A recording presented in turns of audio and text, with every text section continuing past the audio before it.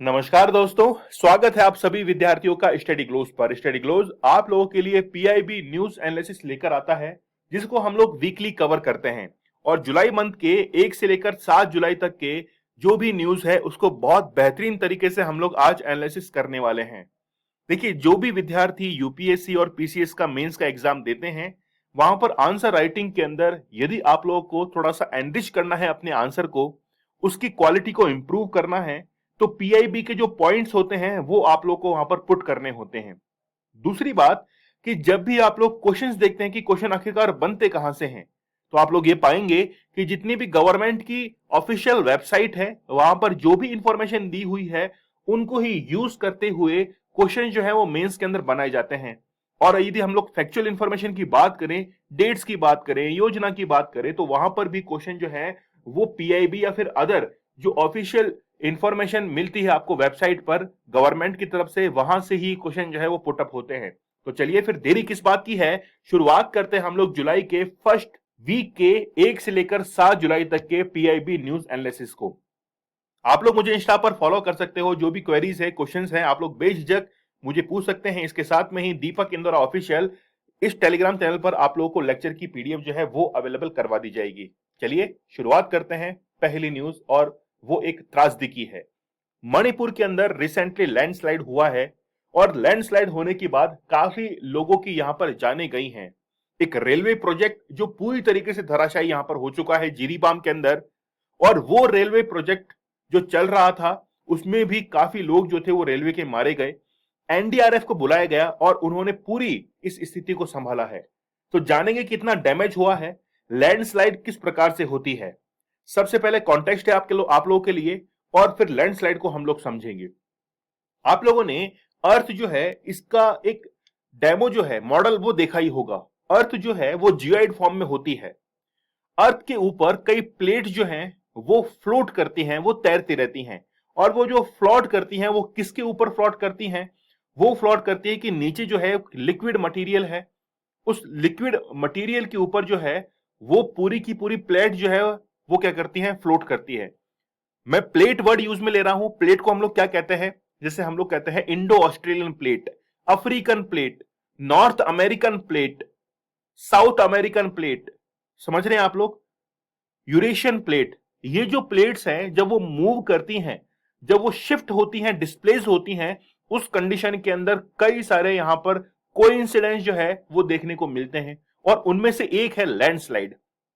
तो लगातार बारिश होने के कारण क्या हुआ है कि मणिपुर के अंदर भूस्खलन हुआ, लैंडस्लाइड हुआ, जिसे जीरीबाम इंफाल जो नई रेलवे लाइन परियोजना थी, इसमें क्या हुआ, काफी नुकसान पहुंचा है। वहां पर एक पूरी की पूरी इमारत जो थी वो नई बनाई गई थी, वो ढह गई थी। इसके कारण वहां पर एक नदी है जिसको कहते हैं इजई नदी। तो इजाई जो नदी है ये पूरी तरीके से क्या हो चुकी है, बंद हो चुकी है, और वहां पर पूरा पानी इकट्ठा हो चुका है। इकट्ठा होने के बाद आसपास की जो बस्तियां हैं वहां पर पानी पहुंचा, और कई लोगों की जान जो है वो इस लैंडस्लाइड के अंदर गई है। ये डायग्राम हम लोग समझते हैं। देखिए होता क्या है, बेसिकली आप लोगों ने इंडो ऑस्ट्रेलियन प्लेट को देखा होगा। तो इंडो ऑस्ट्रेलियन प्लेट जो है जब अफ्रीका महाद्वीप से अलग हुई थी, हम लोग बात कर रहे हैं वैगनर के प्रिंसिपल के बारे में, है ना? आप लोग शायद करेक्ट कर पा रहे होंगे। तो इंडो ऑस्ट्रेलियन प्लेट जो है वो अफ्रीकन कॉन्टिनेंट प्लेट से अलग हुई थी, और उसने मूव करना शुरू किया था नॉर्थ ईस्ट की ओर, और वो आकर टकराई थी यूरेशियन प्लेट। आई थिंक आप लोग समझ रहे होंगे। तो जब वो यूरेशियन प्लेट से आकर टकराती है तो फोल्डेड माउंट जो है वो बनते हैं। लेकिन ये फोल्डेड माउंट जिस चीज के बने हैं उसको हम लोग कहते हैं अवसादी जो चट्टानें होती हैं, अवसाद जो होता है, सेडिमेंट्स जो होते हैं, सेडिमेंट्स के कारण ही ये क्या बनते हैं, ये माउंटेन जो है वो बने हैं। यदि हिमालय की बात की जाए तो वो किससे बने हैं? सेडिमेंट से बने हैं। उन सेडिमेंट्स की क्वालिटी है, या हम लोग कहें कि ड्रॉबैक भी हो सकता है, कि जब मान लीजिए हल्का सा कोई हलचल होती है, अर्थक्वेक आता है, भूकंप आते हैं, तो उस समय क्या होता है कि सेडिमेंट्स जो हैं, सेडिमेंट रॉक, वो खिसकने के लिए, स्लाइड होने के लिए तैयार रहती हैं। और यही घटना किसके साथ में? हिमालय के साथ में है। ठीक वैसे ही क्या हुआ है कि हल्का सा यहां पर डिस्प्लेसमेंट जो है वो दिखा गया था अर्थ के अंदर, या अर्थ की प्लेट्स के अंदर, उनके कारण ये लैंडस्लाइड हुआ। और बेसिकली यहां पर बारिश जो है वो एक मेन कोज जो है वो सामने निकल कर आई कि लगातार बारिश होने के कारण ये लैंडस्लाइड हुआ। पूरी मिट्टी जो थी वो नीचे की ओर, यहां पर स्क्रैप जो था वो नीचे की ओर खिसक के आया, और इस घाटी के अंदर जो रेलवे के कर्मचारी काम कर रहे थे उनको काफी डैमेज पहुंचा है।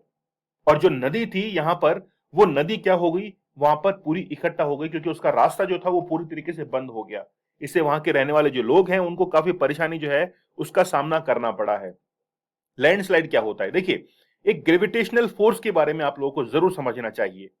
ग्रेविटेशनल फोर्स एक ऐसा फोर्स होता है जिसमें कोई भी ऑब्जेक्ट है वो हमेशा डाउनवर्ड जो है वो क्या करता है, मूव करता है।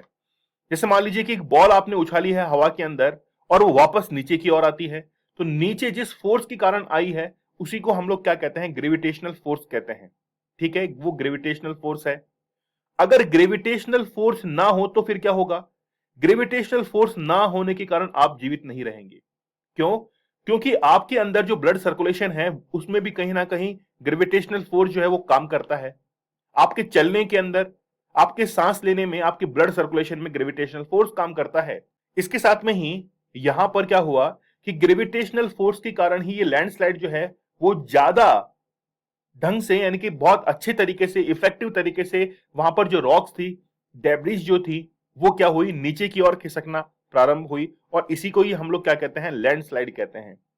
ठीक है, आप लोगों ने जीरो ग्रेविटी जो है वो शायद आई थिंक कभी फील नहीं की होगी, लेकिन इंडिया के अंदर कई सारे ऐसे सेंटर्स हैं जहां पर जीरो ग्रेविटी को फील भी करवाया जाता है। और जीरो ग्रेविटी को फील करवाने के लिए कई इक्विपमेंट जो है वो काम में लिए जाते हैं। उसमें आप जाते हैं तो आप जो है हवा में तैरने लगते हैं। तैरते क्यों हैं? क्योंकि ग्रेविटेशनल फोर्स जो है वो जीरो हो चुका है। एक एग्जांपल मैं और दूं आप लोगों को, आप लोगों ने कई बार जो है मिसाइल्स को देखा होगा या फिर सैटेलाइट को देखा होगा। सैटेलाइट जो है पीएसएलवी जीएसएलवी के थ्रू जो है वो अंतरिक्ष में छोड़े जाते हैं, लेकिन वो अंतरिक्ष के बाहर निकलकर कैसे जो है वो मूव करने लग जाते हैं, वापस अर्थ पर नहीं आते हैं। बेसिकली इसके लिए क्या होता है कि एक जो है वो वेलोसिटी इसमें इस्तेमाल करनी होती है, और वो वेलोसिटी कितनी होती है, 11.2 मीटर पर सेकंड। यदि मान लीजिए किसी भी ऑब्जेक्ट को हम लोग इस रफ्तार से अंतरिक्ष में फेंकते हैं 11.2 मीटर पर सेकंड के हिसाब से, तो फिर वो वापस पृथ्वी पर लौटकर नहीं आएगी। वो इस अर्थ के ग्रेविटेशनल फोर्स के बाहर निकल जाएगी और स्पेस के अंदर पहुंच जाएगी और तैरना शुरू कर देगी। ठीक इसी प्रकार जब भी ये सैटेलाइट अंतरिक्ष में भेजे जाते हैं तो स्टार्टिंग की जो आप लोग देखिए रफ्तार जो होती है ना वो बड़ी जबरदस्त होती है। तो लैंडस्लाइड के अंदर जो ढलान होता है, स्लोप होता है, वहां पर क्या हुआ है कि ये पूरी की पूरी लैंडस्लाइड जो है वो देखी गई है। आई थिंक आप लोगों को ये चीज जो है वो थोड़ी सी समझ में आ चुकी होगी कि किस तरीके से जो है वो लैंडस्लाइड हुआ है। अगले हम लोग बात कर लेते हैं वाइस प्रेसिडेंट के इलेक्शन की, उपराष्ट्रपति। देखिए, उपराष्ट्रपति एक अपने आप के अंदर एक ऐसा पद है जो बेसिकली निर्मित किस लिए किया गया है, कारण आपको समझ में आना चाहिए। जो उपराष्ट्रपति का पद है, वाइस प्रेसिडेंट का जो पोस्ट है, इसको निर्मित क्यों किया गया है, वाइस प्रेसिडेंट के पद को क्यों निर्मित किया गया है? जब भी राष्ट्रपति, प्रेसिडेंट जो है, इनकी कुर्सी खाली होगी तो फिर क्या होगा, वाइस प्रेसिडेंट को वहां पर क्या किया जाएगा, मूव किया जाएगा। मेन रीजन यही था। यही सोचते हुए जो वाइस प्रेसिडेंट हैं उनको राज्यसभा का अध्यक्ष तो बनाया गया, चेयरपर्सन तो बनाया गया, लेकिन उसकी मेंबरशिप नहीं दी गई। समझ रहे हैं आप लोग? मेंबर जो शिप है वो किसके पास में नहीं है, वो उपराष्ट्रपति के पास में नहीं है। तो एक क्वेश्चन यहीं से भी फ्रेम हो सकता है कि ऐसे कौन से सदन के अध्यक्ष हैं, हाउस के जो चेयरमैन हैं वो उसी हाउस के मेंबर भी नहीं है। तो ये वाइस प्रेसिडेंट इसका आंसर होगा।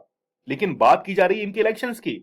अब 16वें उपराष्ट्रपति के लिए जो इलेक्शंस होने हैं वो अब हाल ही के अंदर आयोजित करवाए जाएंगे, और कॉन्स्टिट्यूशन के अंदर ये लिखा हुआ है कि जब भी इलेक्शंस करवाए जाएंगे तो उनका जो टेन्योर समाप्त हो रहा है उससे पहले पहले ही इलेक्शन करवा लिए जाने चाहिए। तो इलेक्शन किस प्रकार से होंगे, उपराष्ट्रपति को कैसे चुना जाता है, कौन कौन से आर्टिकल इसमें यूज किए जाते हैं, वो हम लोग इस सेशन में समझने वाले हैं।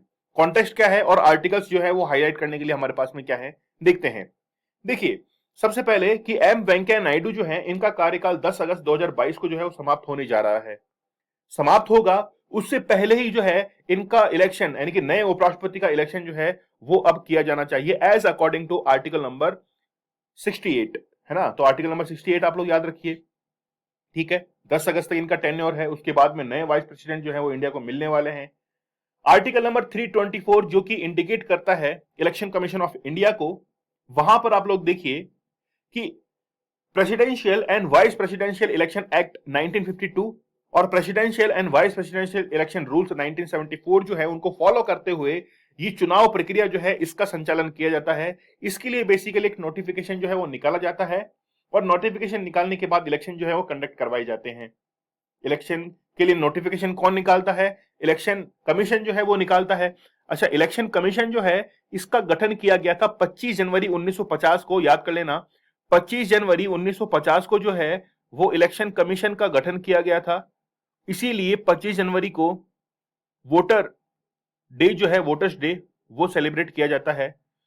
जब ये बना था तो केवल इसके अंदर एक ही मेंबर थे और वही इसके अध्यक्ष भी बने थे और उनका नाम था सुकुमार सेन। क्या नाम था? सुकुमार सेन जो है वो इनका नाम था, है ना, सुकुमार सेन। ठीक है, तो यदि पूछे कि इलेक्शन कमीशन के पहले अध्यक्ष कौन बने थे? सुकुमार सेन बने थे। 25 जनवरी 1950 को एक सदस्यीय आयोग जो था कमीशन, ये निर्मित किया गया था। क्या है, कौन कौन पार्टिसिपेट करेगा? राज्यसभा और लोकसभा के सभी मेंबर जो है वो पार्टिसिपेट करते हैं। Article number 266। यहां पर मैं आप लोगों को एक आर्टिकल और डिफाइन कर देता हूं, आर्टिकल नंबर 54, जिसमें हम लोग प्रेसिडेंट के लिए इलेक्टोरल जो ग्रुप है इसकी बात करते हैं। किसके लिए? प्रेसिडेंट के लिए। क्या है? इलेक्टोरल ग्रुप है। ठीक है, इलेक्टोरल जो ग्रुप है इसकी हम लोग बात करते हैं। कैसे डिफरेंस करता है दोनों के अंदर, समझिए। आर्टिकल नंबर 54 और आर्टिकल नंबर 66, पहले तो आर्टिकल्स के अंदर डिफरेंस है। दूसरा कि जब भी प्रेसिडेंट के इलेक्शंस होते हैं तो उसमें लोकसभा, उसमें राज्यसभा, उसमें विधानसभा जो होती है, लेजिस्लेटिव असेंबली, ठीक है, लेजिस्लेटिव असेंबली जो होती है, इनके elected member, only elected member जो है वो पार्टिसिपेट करते हैं, नॉट नॉमिनेटेड। ठीक है, ओनली इलेक्टेड मेंबर जो है वो as according to article number 54 participate करते हैं। ठीक है, जो लेजिस्लेटिव काउंसिल होती है वो इसमें पार्टिसिपेट नहीं करती। तो लोकसभा, राज्यसभा, विधानसभा यानी कि लेजिस्लेटिव असेंबली, इनके इलेक्टेड मेंबर जो है वो पार्टिसिपेट करते हैं। हर मेंबर का अलग अलग जो है वो वोटिंग प्राइस निकाला जाता है, वोटिंग कॉस्ट निकाली जाती है और उसके अकॉर्डिंग जो है वो विजेता अनाउंस होता है। हम लोग आते हैं उपराष्ट्रपति के ऊपर, वाइस प्रेसिडेंट के ऊपर। इसमें लोकसभा, पहले तो याद रखिए लोकसभा, दूसरा है राज्यसभा, इन दोनों के जितने भी मेंबर हैं टोटल, चाहे वो नॉमिनेटेड हो या फिर इसके अंदर इलेक्टेड हो, सभी जो है वो पार्टिसिपेट करते हैं और पार्टिसिपेट करने के बाद उपराष्ट्रपति जो है उनको चुना जाता है। ठीक है, राष्ट्रपति के इलेक्शंस के अंदर नॉमिनेटेड जो मेंबर थे उनको इसलिए पार्टिसिपेशन का मौका नहीं दिया क्योंकि वो राष्ट्रपति के द्वारा ही उनको नॉमिनेट किया है, तो पार्शियलिटी जो है वो होनी है, क्योंकि जिस व्यक्ति ने उनको अपॉइंट किया है, आज मान लीजिए किसी कंपनी में आप लोग काम कर रहे हैं, उस कंपनी से आप लोग सैलरी उठा रहे हैं और उसके अगेंस्ट में तो आप लोग जाएंगे नहीं ना, इसीलिए नॉमिनेटेड मेंबर जो है वो उसमें पार्टिसिपेट नहीं करते हैं, जबकि उपराष्ट्रपति के इलेक्शन में नॉमिनेटेड मेंबर जो हैं वो भी पार्टिसिपेट करते हैं। यहां पर मैं आप लोगों को थोड़ा सा एक डिफाइन कर देता हूं, आर्टिकल नंबर 61, जिसमें इंपीचमेंट की प्रोसेस है, जिसमें इंपीचमेंट जो है इसकी प्रोसेस को लिखा हुआ है। इंपीचमेंट प्रोसेस इलेक्शन प्रोसेस से कैसे डिफरेंस है प्रेसिडेंशियल इलेक्शन के अंदर? इंपीचमेंट में क्या होता है कि जितने भी लोकसभा और राज्यसभा के मेंबर हैं वो सभी पार्टिसिपेट करेंगे। ठीक है, उसमें नॉमिनेटेड भी पार्टिसिपेट करेगा और इलेक्टेड भी पार्टिसिपेट करेगा, लेकिन यहां पर जो स्टेट की लेजिस्लेटिव असेंबलीज होती हैं उनको कहीं भी मौका नहीं दिया जाएगा। ठीक है, चलिए, तो आप लोगों को थोड़ा कंसेप्ट जो है वो यहां से क्लियर होगा। लेकिन जब उपराष्ट्रपति को हटाना होगा तो फिर क्या किया जाएगा? उपराष्ट्रपति को हटाने के लिए सबसे पहले जो राज्यसभा है, जो सबसे पहले राज्यसभा है, वहां पर एक विधेयक आएगा, बिल आएगा और वो 2/3 मेजोरिटी से वो पास होगा।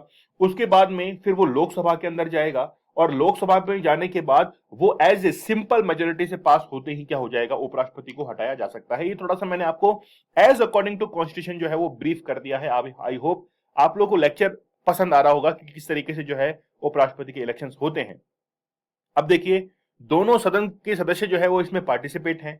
अब मत का जो मूल्य होता है, वोटिंग कॉस्ट की इसमें बात कर रहे थे, जैसे प्रेसिडेंट के अंदर जो है वो आप लोगों को लेजिस्लेटिव असेंबली के सभी जितने भी मेंबर हैं उनका वोटिंग कॉस्ट निकाला जाता है, फिर उनको ऐड किया जाता है, पॉपुलेशन से जो है वो डिवाइड किया जाता है, यानी कि पॉपुलेशन के अंदर जब डिवाइड करेंगे किसका, वोटिंग कॉस्ट का, या जितने भी एमएलए हैं वहां पर, तो ऐसे जो है वो एमएलए के वोटिंग कॉस्ट निकाला जाता है, फिर एमपी का निकाला जाता है, लेकिन यहां पर तो केवल एमपी पार्टिसिपेट कर रहे हैं, तो इन सब का जो वोटिंग कॉस्ट होता है वो बराबर होता है। ठीक है, चलिए फिर देखिए, इलेक्शन कमीशन जो है वो जब सेंट्रल गवर्नमेंट के एडवाइस से लोकसभा और राज्यसभा के अंदर एक सेक्रेटरी जनरल जो है उनको अपॉइंट करते हैं, और वो जो है वो as a record returning officer जो है वो भी काम करते हैं। आर्टिकल जो है वो ऑलरेडी हम लोगों ने समझ लिए हैं। ठीक है, तो जैसे ही रिटर्निंग ऑफिसर वहां पर तैनात किए जाएंगे, अपॉइंट किए जाएंगे, तो वो अपना काम करना शुरू कर देंगे कि कैसे जल्दी से जल्दी इलेक्शन जो है वो करवाए जाएं। राष्ट्रपति और उपराष्ट्रपति का चुनाव नियम 1974 जो है, इसके नियम 8 के अनुसार जो है वो इलेक्शंस संसद भवन में लिए जाएंगे। ठीक है, समझ रहे हैं आप लोग? चलिए, उपराष्ट्रपति के इलेक्शन होने वाले हैं, है ना, जल्दी जो है। तो 10 अगस्त से पहले पहले आप लोगों को एक नया उपराष्ट्रपति जो है वो मिलने वाला है। कमेंट सेक्शन में मुझे बताइए कि वर्तमान में उपराष्ट्रपति कौन है। इजी टास्क है। चलिए आगे बढ़ते हैं हम लोग। NITI Aayog and world food programme release report take home ration. तो रिसेंटली एक रिपोर्ट जो है वो नीति आयोग और वर्ल्ड फूड प्रोग्राम, जो कि अंडर आता है यूनाइटेड नेशंस, उनके द्वारा एक रिपोर्ट जो है वो जारी की गई है, और इस रिपोर्ट का नाम है टेक होम राशन। राशन घर पे ले जाइए, क्योंकि हमको कोई भी जो है वो माल न्यूट्रिशन नहीं चाहिए। समझ रहे हैं आप लोग? नीति आयोग, national institution for transforming India, Bharat को कैसे बदला जाए, एक उसके लिए थिंक टैंक जो है वो नीति आयोग काम करता है, और नीति आयोग को बनाया गया था 1 जनवरी 2015 को। खैर ये अलग बात है, योजना आयोग को रिप्लेस कर दिया गया। अब यहां पर देखिए कि वर्ल्ड फूड प्रोग्राम जो है, इसकी रिपोर्ट जारी की गई है। क्या कहता है देखिए, कॉन्टेक्स्ट है, की हाइलाइट्स हैं, सजेशंस हैं रिपोर्ट के अंदर, और वर्ल्ड फूड प्रोग्राम जो है यूएन का, वो क्या चीज है बात करेंगे। देखिए, नीति आयोग और वर्ल्ड फूड प्रोग्राम के द्वारा जितने भी स्टेट्स हैं और यूनियन टेरिटरीज हैं, वहां पर अच्छा राशन प्रोवाइड कराने के लिए एक रिपोर्ट जो है टेक होम राशन, वो रिसेंटली लॉन्च की गई है, जिसमें बताया गया है कि राज्यों और केंद्र शासित प्रदेशों के द्वारा यहां पर जितना भी माल न्यूट्रिशन होता है वो कितना जो है वो कम हुआ है, कितना बड़ा है। इसके साथ में ही जो राशन है वो हर व्यक्ति तक पहुंचे, ताकि सोशल और इकोनॉमिकली जो है वो स्ट्रोंग हो सके। अब यहां पर एक व्यक्ति जिसके पास में राशन पहुंच रहा है वो सोशली तो स्ट्रोंग हो जाएगा, इकोनॉमिकली कैसे होगा? उसका पेट भरा हुआ होगा तो वो अच्छे से काम कर पाएगा, अच्छे से काम करेगा तो इकोनॉमिक जो भी उसकी जो लेवल्स हैं, स्टेजेस हैं, उसमें इंप्रूवमेंट आएगी। ठीक है, चलिए, तो भारत सरकार ने बच्चों के साथ साथ में जितनी भी प्रेग्नेंट लेडीज होती हैं उनके लिए, और जो भी हम लोग कहते हैं लेडीज होती हैं, वो क्या करती हैं, फीडिंग करवाती हैं, ऐसी महिलाओं को वहां पर क्या किया जाएगा, लोकेट किया जाएगा, देखा जाएगा, और उनको जो है राशन प्रोवाइड करवाया जाएगा, ताकि माल न्यूट्रिशन की कोई भी प्रॉब्लम जो है उनको फेस ना हो। तो एक नया इनोवेशन जो है उसके तहत ये पूरा प्रोग्राम जो है वो चलाया जाता है। इसमें देखिए क्या होता है कि सबसे पहले एक कैटेगरी जो है, कैटलॉग, वो तैयार होती है, ताकि अच्छे से जो है वो राशन पहुंचे घर तक, जिसमें हम लोग बात करते हैं लेबलिंग की, बात करते हैं डिस्ट्रीब्यूशन की, बात करते हैं फॉर्मुलेशन की, बात करते हैं पैकेजिंग की, बात करेंगे मॉनिटरिंग की जाएगी कि भाई वो पहुंचा है कि नहीं पहुंचा है, क्वालिटी भी अच्छी होनी चाहिए। जैसे मिड डे मील है, तो मिड डे मील के अंदर कई बार जो है खराब खाना जो है वो परोसा जाता है, तो उसकी क्वालिटी जो है वो भी, उसको भी परखा जाएगा राशन की। तो ये जो है वो इसके अंदर प्रैक्टिसेस जो है वो की जाएंगी। ठीक है, इसके साथ में ही अडॉप्टिंग गुड प्रैक्टिसेस। ठीक है, तो जितने भी यूनियन टेरिटरीज है, स्टेट गवर्नमेंट है, वहां पर ऑन डॉक्यूमेंट्स ये काम किया जाएगा, ताकि माल न्यूट्रिशन की जो प्रॉब्लम है इसको खत्म किया जा सके। इसके साथ में टीएचआर की पूरी क्षमता का एहसास करने के लिए इस मूल्य श्रृंखला के सभी घटकों को इष्टतम यानी कि मैक्सिमम लेवल तक कार्य करने की जो है वो आवश्यकता है।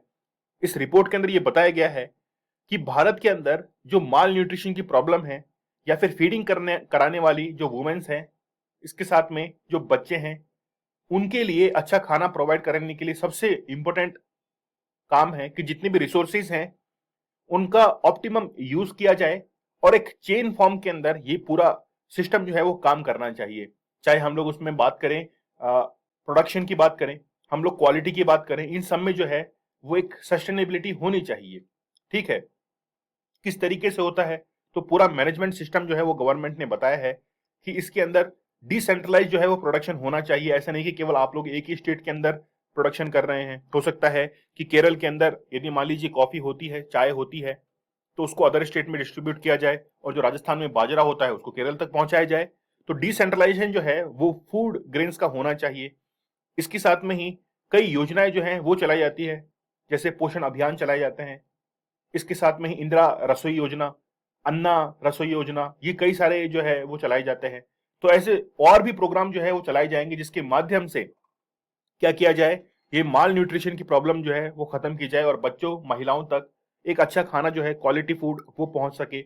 इसमें कई स्टेट्स के एग्जाम्पल दिए गए हैं, आंध्र प्रदेश का, तेलंगाना का, उड़ीसा का, केरला, कर्नाटका का, चंडीगढ़ का, गुजरात का, तमिलनाडु का, दिल्ली का, ये सब जो है वो वहां पर एग्जाम्पल्स दिए गए हैं कि किस तरीके से इन्होंने काम किया है। वर्ल्ड फूड प्रोग्राम की बात करें तो यूनाइटेड नेशंस के अंदर अंडर जो है ये एक ब्रांच आती है और 1961 में इसको जो है वो क्या किया गया था, शुरू किया गया था। इसका मेन उद्देश्य, अंतिम जो उद्देश्य ऑब्जेक्टिव वो क्या है कि माल न्यूट्रिशन जो है इसको खत्म करना है। इसके साथ में ही जो हंगर है, भूख से कई लोग जो है वो मर जाते हैं, तो वो जो है वो नहीं होना चाहिए। तो इनका ऑब्जेक्टिव है माल न्यूट्रिशन को खत्म करना और हंगर जो है इसको पूरी तरीके से क्या कर देना, समाप्त कर देना।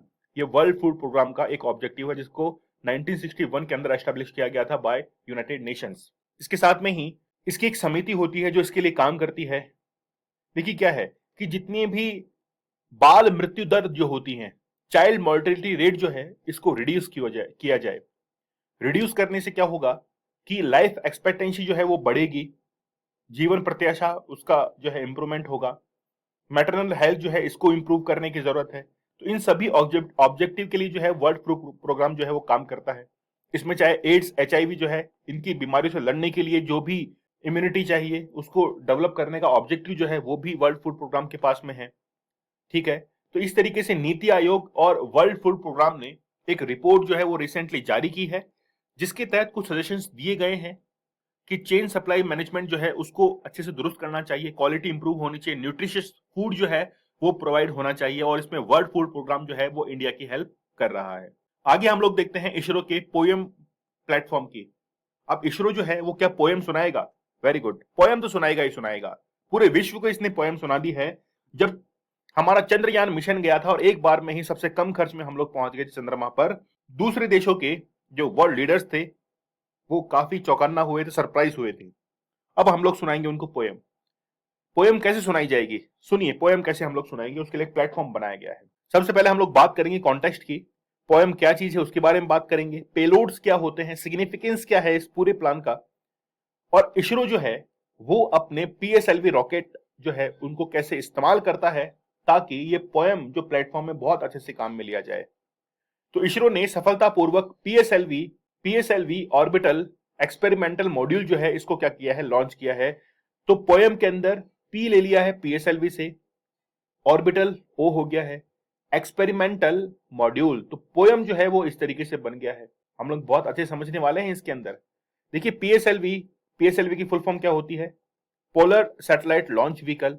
लॉन्च व्हीकल क्या होता है? हमारे पास में कोई सैटेलाइट है, एक ऐसा उपकरण है जो कि अंतरिक्ष में जाएगा और हम तक सूचनाएं भेजेगा। उसको अंतरिक्ष में, स्पेस में पहुंचाने के लिए ही जो लॉन्च व्हीकल काम में लिया जाता है वो होता है क्या? Launch vehicle. और पीएसएलवी जीएसएलवी है। तो पोलर सैटेलाइट लॉन्च व्हीकल, इसकी क्षमता जो है वो काफी अच्छी होती है और ये अंतरिक्ष में आसानी से, और इसका फेलियर रेट मैं आपको बता दूं, आज तक इसने टोटल 58 मिशन जो है लॉन्च किए हैं जिसमें से 53 जो है वो सक्सेसफुली कंडक्ट हुए हैं। तो देखिए क्या सक्सेस रेट है, बहुत जबरदस्त है। तो पीएसएलवी बहुत कम फेल होते हैं। आगे देखते हैं पोयम क्या चीज है, अभी मैं आप लोगों को एक डायग्राम से भी समझाऊंगा। तो पीएसएलवी जो पोयम है ये एक ऐसा प्लेटफॉर्म है, इसमें क्या होगा कि ध्रुवीय जो उपग्रह है यानी कि पोलर सैटेलाइट जो है, जब वो ऑर्बिट के अंदर मूव करते हैं तो ऑर्बिट में मूव करने के बाद उनके जो फ्यूल टैंक्स थे, है ना, उनके डी अटैच करने वाले जो स्टेजेस थी उनको अब यूज किया जाएगा और यूज करने के बाद जो है पूरी इंफॉर्मेशन जो है उनसे कलेक्ट की जाएगी। आपको देखिए डायग्राम में काफी अच्छा समझ में आएगा। यहां पर आप लोग देखिए, आप लोग पाएंगे कि जब भी कोई सैटेलाइट को लॉन्च किया जाता है तो उसको टॉप मोस्ट, यहां पर सबसे ऊपर वाली जो जगह है यहां पर पुट किया जाता है। बाकी जो है इसमें इंजन्स और फ्यूल टैंक्स जो है वो लगे हुए हैं। ये स्टार्टिंग के अंदर जो है वो बूस्टर्स लगे हुए हैं, इनको कहते हैं बूस्टर्स। तो ये जो बूस्टर्स हैं ये स्टार्टिंग के अंदर मैंने आप लोगों को ऑलरेडी बताया है कि अगर कोई ऑब्जेक्ट 11.2 मीटर पर सेकंड से मूव करता है तो वो स्पेस से बाहर जो है, यानी कि स्पेस के अंदर पहुंच जाता है, ग्रेविटेशनल फोर्स के से बाहर हो जाता है।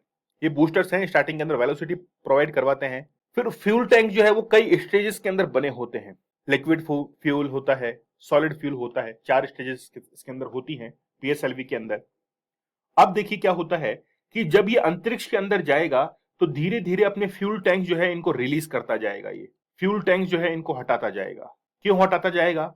वो इसलिए हटाता जाएगा क्योंकि फ्यूल टैंक ऑलरेडी यूज आ चुके हैं, और इनमें से मान लीजिए हम लोग 4 फ्यूल टैंक की बात करते हैं तो 3 जो हैं वो तो केवल उसके अंतरिक्ष में पहुंचाने के अंदर ही काम में आ जाते हैं और वापस धरती पे आकर गिर जाते हैं। ठीक है, लेकिन वो किसी ऐसी जगह पर आकर गिरते हैं जहां पर कोई भी आबादी नहीं होती, ये ऑलरेडी प्लान्ड होता है। एक फ्यूल टैंक जो है वो स्पेस के अंदर पहुंचता है, और स्पेस में पहुंचने के बाद वो जब डीअटैच होता है तो वो क्या होता है, वहां पर तैरने लग जाता है, मतलब वापस, क्योंकि ग्रेविटेशनल फोर्स के बाहर निकल गया है तो एज ए जंक जो है वो वहां पर तैरने लग जाता है। लेकिन यहां पर अब सोचने वाली बात है कि क्या उस जंक को हम लोग यूटिलाइज कर सकते हैं क्या? यही तो है हमारा प्रोग्राम, पोएम प्रोग्राम। उसको इस तरीके से यूटिलाइज किया जाएगा उस जंक के अंदर, क्योंकि वो तो हमेशा स्पेस के अंदर तैरता रहेगा, मोशन करता रहेगा। अब उसका यूटिलाइज करने के लिए उसमें इक्विपमेंट जो है वो फिट किए जाएंगे ताकि वहां से कुछ ना कुछ इंफॉर्मेशन जो है वो आपको मिलती रहे। इसीलिए पोएम प्रोग्राम जो है वो शुरू किया गया है और पहला सैटेलाइट जो है उसको वहां पर पुट कर दिया गया है। ठीक है, और यहां पर तो ये मेन सैटेलाइट होता ही है, ये तो अपनी ऑर्बिट के अंदर पहुंच जाएगा। आई थिंक आप लोग को थोड़ा सा समझ में आ चुका होगा। रॉकेट से मैं आपको एक मोटिवेशनल चीज बता देता हूं। देखिए, एक रॉकेट अंतरिक्ष में तब पहुंच पाएगा जब वो हल्का होता जाएगा। एक इंसान वो अपनी ऊंचाइयों तक तब पहुंचेगा जब वो हल्का होगा। हल्का मतलब जितना वजन कम होगा ना, जितनी आप बातों को गहराई से कम लेंगे, जो फालतू की बात है उनको इग्नोर कीजिए, जो आपकी काम की बात है उसको आप टॉप मोस्ट में रखिए। तो जितना आप हल्का रहेंगे, दूसरों की बातों पर ध्यान नहीं देंगे, उतना ही ऊपर आप जाएंगे इस रॉकेट की तरह। ठीक है, चलिए। तो पीएसएलवी जो है इसका यूज किया गया है, पीएसएलवी C-53, और इस मिशन के अंदर जो है काफी पैसा भी खर्च हुआ है। 4 चरण थे, उनमें से 3 चरण जो है वो तो क्या हो जाते हैं, वापस आ जाते हैं धरती के ऊपर। एक जो स्टेज है वो पहुंचती है अंतरिक्ष में, जो कि जंक, जिसको स्पेस जंक हम लोग कहते हैं, और इसी स्पेस जंक को एज ए कम्युनिकेशन सैटेलाइट जो है, यानी कि उस तरीके से, उस प्लेटफॉर्म की तरीके से हम लोग इसको यूज करेंगे और जो भी इंफॉर्मेशन होती है उसको क्या करेंगे, गैदर करेंगे। ठीक है, अब पेलोड्स क्या होते हैं? पेलोड्स होते हैं कि पोएम के अंदर 6 पेलोड ये लेकर जा रहा है। 6 पेलोड मतलब 6 इक्विपमेंट हम लोग एक बार के लिए कह सकते हैं, जिसमें 2 भारतीय अंतरिक्ष स्टार्टअप दिगंतारा, यानी कि अंतरिक्ष विकिरण मलबे कक्षाओं का नक्शा बनाने के लिए जो है वो एक दिगंतारा का यहां पर पेलोड है।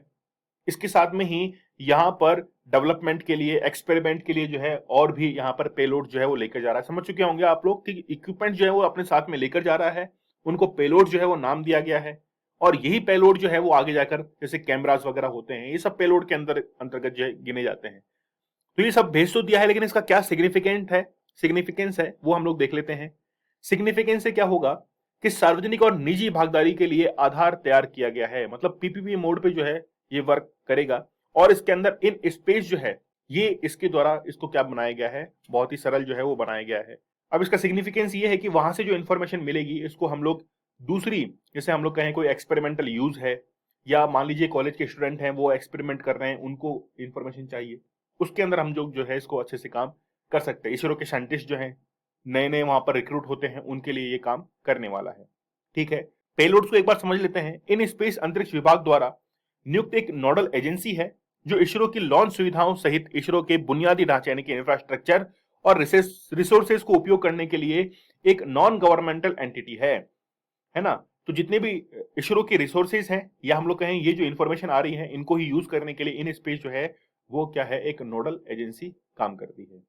ठीक है, अब देखिए इसरो जो है वो इसका यूज कैसे कर पाएगा।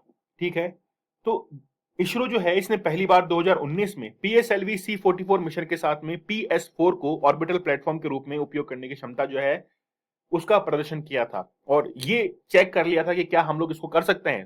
तो उसको चेक करते हुए जब हम लोगों ने पीएसएलवी C-53 को रिसेंटली लॉन्च किया है, और ये पूरा मिशन जो है वो अंजाम दिया है। तो चलिए नेक्स्ट हम लोग बात कर लेते हैं नेशनल ह्यूमन राइट कमीशन क्या हुआ है। न्यूक्लियर के बारे में इन्होंने कोई बहुत महत्वपूर्ण बात कही है जिसको हम लोग डिस्कस करेंगे। तो न्यूक्लियर डॉक्ट्राइन ऑफ इंडिया जो है वो क्या चीज है, ये हम लोग आज चर्चा करने वाले हैं। देखिए रिसेंटली क्या हुआ है, एनएचआरसी के जो अध्यक्ष हैं उन्होंने न्यूक्लियर हथियारों के बारे में ये कहा है कि भारत की जो पहले से विचारधारा रही है वही विचारधारा जो है वो आज काम में आ रही है। पहली की विचारधारा कौन सी थी? नो फर्स्ट यूज की। आप लोगों को पता है कि भारत ने जब भी न्यूक्लियर वेपन्स को बनाने की सोची थी, काम में लिया है, एक्सपेरिमेंट्स किए हैं, तो हमेशा भारत एक पॉलिसी पर रहा है नो फर्स्ट यूज। हम लोग पहले इस्तेमाल नहीं करेंगे और यदि तुमने इस्तेमाल किया तो हम तुमको जो है बर्बाद कर देंगे। इस तरीके से जो है वो भारत जो है वो अपने आप को प्रिटेंड करता है। लेकिन क्या भारत इसमें पीछे रहा है? देखिए सबसे पहले ये समझिए कि जितने भी ये डेवलप्ड नेशंस हैं जो अमेरिका के प्रभाव में हैं, इन देशों ने क्या किया कि न्यूक्लियर प्रोग्राम्स करके उनके जितने भी डेटास जो थे उनको कलेक्ट कर लिया। तो जब अच्छे से कलेक्ट हो चुका है उसके बाद में ये दूसरे देशों के ऊपर सैंक्शंस लगाते हैं कि आप लोग जो है वो न्यूक्लियर एक्सपेरिमेंट नहीं कर पाएंगे। जैसे भारत ने 1974 के अंदर जो था वो एक्सपेरिमेंट किया था, ठीक है, 1998 के अंदर एक्सपेरिमेंट किए, तो इन देशों ने काफी ज्यादा हमारे ऊपर सैंक्शन जो थे वो लगाने की कोशिश की थी, क्योंकि ऑलरेडी ये लोग तो काफी परमाणु संपन्न थे। जब हम लोग इसमें आगे बढ़ने लगे हमारे ऊपर रोक लगाने लगे, और इसीलिए भारत जो है उसने कभी भी एनएसजी की सदस्यता जो है वो नहीं ली है। ठीक है, समझ रहे हैं आप लोग? भारत के पास में एमटीसीआर जो है, मिसाइल टेक्नोलॉजी कंट्रोल रिजाइम, इसकी सदस्यता तो है, लेकिन एनएसजी जो है न्यूक्लियर सप्लायर ग्रुप, इसकी सदस्यता नहीं है। ठीक है, और चाइना जो है वो क्या चाहता है कि भारत के ऊपर जो है वो न्यूक्लियर सैंक्शन जो है वो लगाए जाने चाहिए। ठीक है, चलिए, तो भारत की परमाणु नीति का जो सिद्धांत है वो नो फर्स्ट यूज का रहा है, और जो कि बहुत पहले से रहा है। आज जो हम लोग हथियारों का उपयोग कर रहे हैं, जो बना रहे हैं, वो पहले की विचारधारा के आधार पर ही है कि जिसमें कोई भी मानवता का नुकसान जो है वो हम लोग नहीं पहुंचाते हैं। और रामायण महाभारत काल के जो सिद्धांत है उनको आज जो है वो हम लोग काम में ले रहे हैं। 1947 से 1974 के अंदर हम लोग केवल प्रोग्राम को डिजाइन कर रहे थे पीसफुली, कोई भी एक्सपेरिमेंट हम लोगों ने नहीं किया था। फिर हम लोगों ने स्माइलिंग बुद्धा और ऑपरेशन शक्ति के नाम से जो है दो यहां पर न्यूक्लियर एक्सपेरिमेंट किए, और हम लोगों ने एक पाथ जो था उसको फॉरवर्ड किया टुवर्ड टू वेपनाइजेशन, क्योंकि हमारे पास में परमाणु शक्ति जो है उनके डेटास आने लगे थे। 1998 से 2009 तक इंडिया जो था वो एक इमर्जिंग न्यूक्लियर पावर कंट्री जो है वो बन चुका था, और आज हमारे पास में न्यूक्लियर पावर जो है वो पूरी तरीके से एस्टेब्लिश हो चुकी है। हम किसी से पीछे नहीं है आज। अगर हम लोग अमेरिका की बातों में रहते, न्यूक्लियर एक्सपेरिमेंट नहीं करते, तो आज जो है हम लोग पाकिस्तान से डरते। लेकिन आज पाकिस्तान का मुंह तोड़ जवाब देने के लिए इसलिए खड़े हैं क्योंकि हमारे जो टफ डिसीजंस थे उन्होंने आज हमको इस लायक बनाया है कि हम लोग आज न्यूक्लियर वेपन्स का यूज कर सकें। ठीक है, तो 2003 में भारत ने आधिकारिक तौर पर नो फर्स्ट यूज पॉलिसी जो है इसके आधार पर एक परमाणु सिद्धांत जो है उसको स्वीकार कर लिया था कि हम लोग पहले जो इसका इस्तेमाल नहीं करेंगे, अगर दुश्मन राष्ट्र ने हमारे ऊपर इस्तेमाल किया है तो फिर हम लोग इसका इस्तेमाल करेंगे। परमाणु हथियार जो है उनका केवल परमाणु हमलों के खिलाफ एक वैश्विक न्यूनतम प्रतिरोध के रूप में रखा जाएगा। जब भी पूरे विश्व में कोई युद्ध छिड़ता है उनके जवाब के अंदर ही जो है वो इसका इस्तेमाल किया जाएगा, ये भारत ने जो है वो बता दिया है। नो फर्स्ट यूज जो है इसकी पालना की जाएगी, और केवल भारत पर या कहीं भी भारतीय बलों पर परमाणु हमले के प्रतिरोध में ही इसका जवाब जो है वो दिया जाएगा। चाइना हमारे ऊपर हमला करता है, पहले वो कुछ छेड़खानी करेगा, तब हम लोग जो है इसमें आगे कार्रवाई करेंगे, नस्ते नाबूद जो है कर दिया जाएगा। भारत किसी भी गैर परमाणु राज्य के खिलाफ परमाणु हथियार इस्तेमाल नहीं करेगा। ऐसा कोई देश, भूटान, नेपाल, जिनके पास में न्यूक्लियर सिस्टम जो है वो नहीं है, न्यूक्लियर वेपन्स नहीं है, उनके खिलाफ जो है वो इस्तेमाल नहीं करेगा। यानी कि बराबरी की लड़ाई लड़ी जाएगी। अगर पाकिस्तान के पास में आज न्यूक्लियर वेपन नहीं होता और इंडिया के पास में होता तो इंडिया उसका यूज नहीं करता। क्यों? क्योंकि पाकिस्तान के पास में न्यूक्लियर वेपन नहीं था, लेकिन आज दोनों के पास में है। तो अगर पाकिस्तान यूज करता है तो भारत भी बेफिक्र यूज करेगा।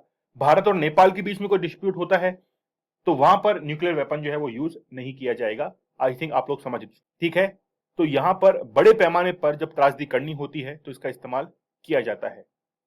ठीक है, चलिए, तो यहां पर जो नेशनल ह्यूमन राइट कमीशन के जो अध्यक्ष थे उनके द्वारा बात कही गई कि हम लोग जो है मानवता की रक्षा करने वाले लोग हैं, मानव के अधिकारों का रक्षा करेंगे, और जितने भी न्यूक्लियर वेपन्स हैं उनके लिए घबराइए मत, हमारे पास में नो फर्स्ट यूज पॉलिसी है।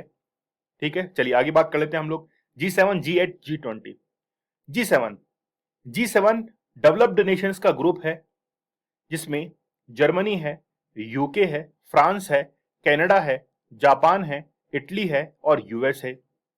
यूएस के जो है वो थोड़ी सी खलबली हुई और खलबली होने के बाद ये कहा कि रशिया जो है ना, रशिया, इसको शामिल तो कर लेंगे। अब शामिल क्यों किया गया है ये तो यूएसए बहुत अच्छे से जानता है, किस तरीके से जो है इस पर निगरानी रखी जाएगी। लेकिन रशिया ने जैसे ही क्रीमिया पर अधिकार किया था 2016 के अंदर, रशिया ने क्रीमिया को एनकोर्च किया था, कब्जा कर लिया था वहां पर। उसके बाद में रशिया को वापस से G8 से हटाया गया, वो वापस से G7 कहलाने लगा और यही G7 जो है वो G10 के अंदर कन्वर्ट होने वाला है, ऐसे जो है वो अनुमान देखे जा रहे हैं। कैसे? भारत जो है, Bharat, south Africa, south Korea, ये इसके अंदर जो है वो शामिल हो सकते हैं। अगर शामिल होते हैं तो हम लोग कहेंगे कि ये G10 बन जाएगा। G20 क्या है? डेवलपिंग नेशंस का ग्रुप है जिसके अंदर ये 7 देश शामिल हैं ही।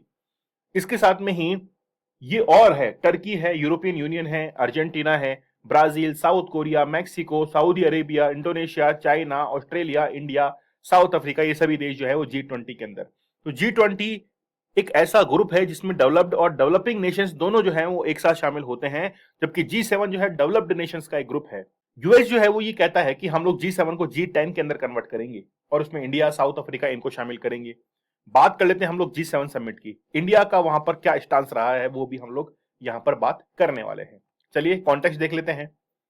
रिसेंटली क्या हुआ है कि एक 12,000 वर्ड्स की एक जो है वो विज्ञप्ति, यहां पर विज्ञप्ति हम लोग कहेंगे कि एक लेटर जो है, नोटिफिकेशन स्टेटमेंट, उसको रिलीज किया गया G7 के थ्रू। और उसमें यूक्रेन रूस की विवाद को, इसके साथ में ही ग्लोबल फूड सिक्योरिटी के, और इसके साथ में ही क्रिएशन ऑफ क्लाइमेट क्लब, यानी कि जलवायु के कंट्रोल करने के लिए एक क्लब जो है उसको निर्मित करने के लिए यहां पर ये पूरा जो है वो निर्मित किया गया है। तो G7 के द्वारा एक नोटिफिकेशन जारी किया गया, ठीक है, और उसका असर जो है वो वर्तमान में अब देखा जा रहा है। लेकिन G7 जो है, इसमें इनवाइट जो गेस्ट थे उसमें आप लोग नोट कीजिएगा, अर्जेंटीना को पहला, इंडिया दूसरा, इंडोनेशिया तीसरा, सेनेगल चौथा, साउथ अफ्रीका, 5 जो है वहां पर गेस्ट कंट्रीज बुलाए गए थे। तो G7 के अंदर अगर ये 5 जो है वो पूरे के पूरे शामिल होते तो G12 कहलाएगा, लेकिन G12 नहीं, G10 ही आएगा। क्यों? यूएस ये चाहता है कि उसमें इंडिया, इसके साथ में साउथ अफ्रीका, इंडोनेशिया, ये 3 देश जो है वो शामिल हो जाए। एक बार तो साउथ कोरिया के लिए भी इसके अंदर अप्रोच की गई थी। तो ये 3 देश अगर शामिल होते हैं तो G10 के अंदर ये आना शुरू हो जाएगा, ठीक है। ये जो एडवाइजरी जारी की गई है इसमें रशिया और चाइना के लिए जो है यहां पर प्रेजेंस नहीं देखी गई, तो वो जो थे चाइना और रूस वो इसमें मौजूद नहीं थे, ठीक है। इंडिया का प्रेजेंट होने का रीजन क्या था कि इंडिया की इकोनॉमी है वो सोशलिस्ट इकोनॉमी है, समाजवादी देश जो है वो भारत कहलाता है, लेकिन समाजवादी प्लस पूंजीवादी, अभी हमारी जो कैपिटल चल रही है, इकोनॉमी चल रही है, वो सोशल के साथ में कैपिटल इकोनॉमी जो है वो भी चल रही है। सोशलिस्ट तो है ही, साथ में कैपिटल इकोनॉमी की तरफ मूव जो है उसको हम लोग क्या कर रहे हैं, उसकी तरफ मूव कर रहे हैं, ठीक है। तो दोनों की मिक्स जो है हमारा बन चुका है, इसलिए हम लोग जो है इनके अंदर पार्टिसिपेट करते हैं। और देखिए हम लोग तो नॉन अलाइन कंट्री है ना, हम लोग तो नॉन अलाइन कंट्रीज के अंतर्गत आते हैं। तो जब फर्स्ट वर्ल्ड वॉर हुआ, सेकंड वर्ल्ड वॉर हुआ, हमने किसी का साथ नहीं दिया, दूर रहे हम लोग, तो हमको कोई मतलब जो है वो नहीं है रशिया यूक्रेन से। हाँ, अगर मानवाधिकारों का उल्लंघन होता है, ह्यूमन राइट्स का उल्लंघन होता है, तो फिर भारत वहां पर खड़ा रहेगा, चाहे वो यूक्रेन के अंदर हो या फिर किसी भी देश के अंदर हो, ठीक है। तो यहां पर जो है वो यूक्रेन और रशिया के बीच में जो विवाद हो रहा है, मतलब जो कॉन्फ्लिक्ट चल रहा है, 120 डेज से भी ज्यादा हो चुके हैं, 24 फरवरी को ये शुरू हुआ था, उसको लेकर जो है वहां पर चर्चाएं हुई कि कैसे जो है उसको सुरक्षित जो है वो रखा जाए, युद्ध को कैसे रोका जाए। तो वहां पर यूक्रेन के खिलाफ रूस के अवैध और अनुचित युद्ध की जो है वो निंदा की गई थी, क्योंकि ये जो ग्रुप है वो अमेरिका के, यूएसए के प्रभाव का है, तो वहां पर निंदा की जाएगी किसकी? रूस की ही जाएगी। भारत इसमें चुप रहा। भारत से पूछा गया कि आप किसकी तरफ हैं, भारत बोला कि हम तो ईश्वर की तरफ हैं, है ना, है ना, समझ गए आप लोग, ईश्वर की तरफ है। तो भारत की गाड़ी जो ड्राइवर है, उस ड्राइवर पर ईश्वर बैठा हुआ है ना, मतलब नॉन अलाइंड है, समझ रहे हैं आप लोग। हम लोग तब उस ड्राइवर सीट पर बैठते हैं जब ह्यूमन राइट्स की बात की जाती है, हम आते हैं कि बिल्कुल फ्रंट में आते हैं हम लोग। जब शरणार्थी जो है उनका मामला आता है तो हम लोग फ्रंट पे आते हैं, उस ड्राइवर सीट पर आकर बैठते हैं, ठीक है, समझ रहे होंगे आप लोग। चलिए, श्रीलंका का जो विवाद था, है ना, श्रीलंका का जो है उसको भी यहाँ पर चर्चा की गई थी G7 के अंदर, जिस तरीके से इकोनॉमी वहां पर डाउन गई है तो उसके क्या रीजंस हैं। ठीक है, रूस पर गंभीर और स्थायी जो है वो यहां पर सैंक्शंस लगाने की बात की गई थी G7 कंट्रीज के द्वारा। ठीक है, इसके साथ में ही क्या हुआ, बेसिकली मेन फोकस जो है वो किस पे रहा है, पूरा का पूरा रशियन और यूक्रेन कॉन्फ्लिक्ट पर रहा है।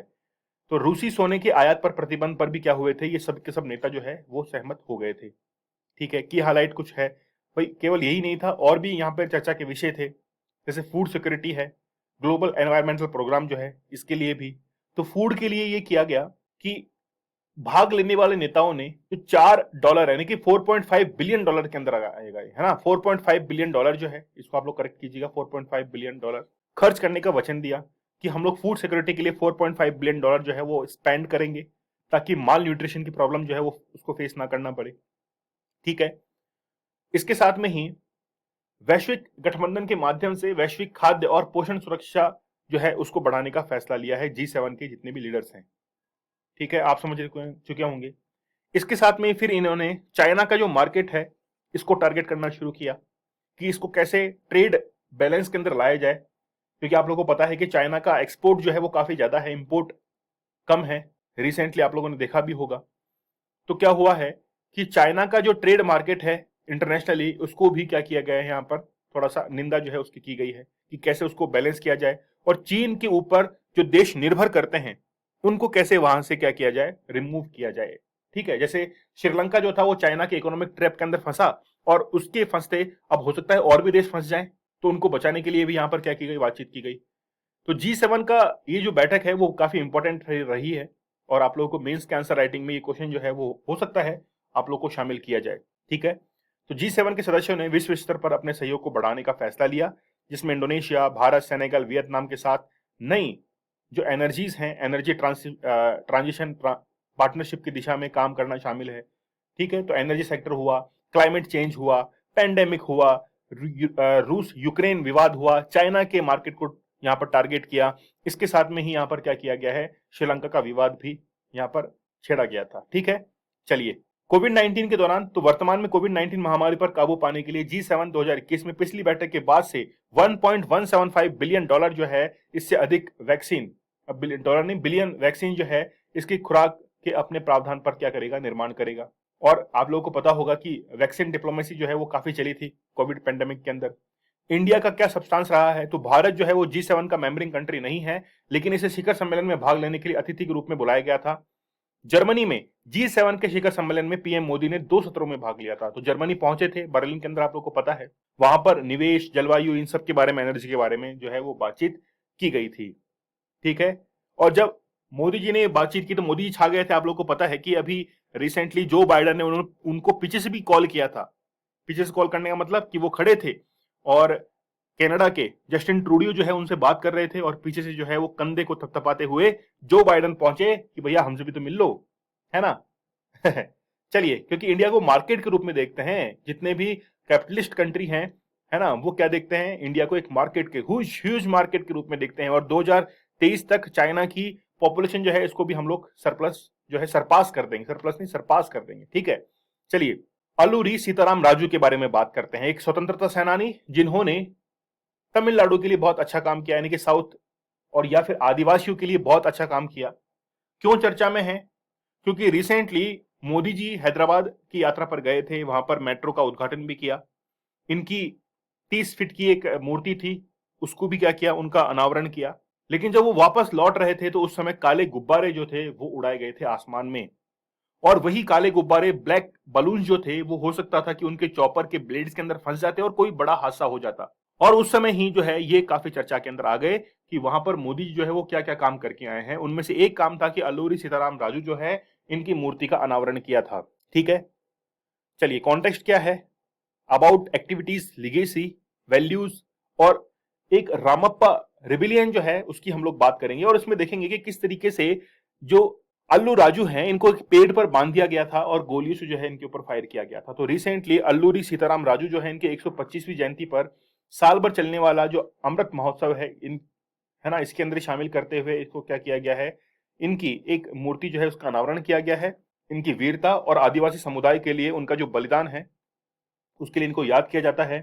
1897 से लेकर 1924 जो है वो उनका लाइफ स्पान रहा, जिसमें ब्रिटिश जो औपनिवेशिक शासन के खिलाफ एक सशस्त्र अभियान जो है इन्होंने छेड़ा था और वहां के जो लोकलाइट्स हैं उनको काफी हद तक जो है वो निजात दिलाई थी।